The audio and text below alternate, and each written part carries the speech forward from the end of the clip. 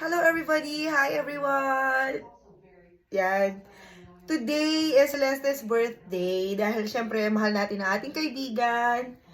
Bumili tayo ng simpleng regalo sa kanya. Tada! Ayan, bakit coral? Bakit coral roses ito? Kasi ito ang favorite color ni Celeste. Ito ang motif sa kasal nila ng kaibigan natin na si Brother RJ Rodriguez. So, ayan, ay medyo mahirap siyang hanapin dahil ang available roses, ang mga ordinary roses ay, alam niyo naman, red roses, white roses, blue.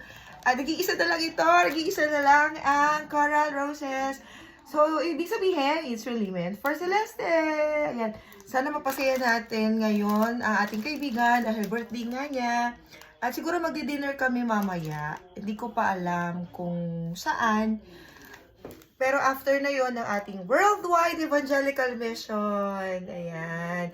Sana ay nakapunta tayo mga kapatid sa ating Worldwide Evangelical Mission. At sana ay healthy kayong lahat at happy ang araw nyo. Maraming salamat. Thank you. Please continue to like and share. Subscribe our channel. It's SIELA, Shella Loyola. Salamat po. God bless po sa inyong lahat. Till next time. Bye!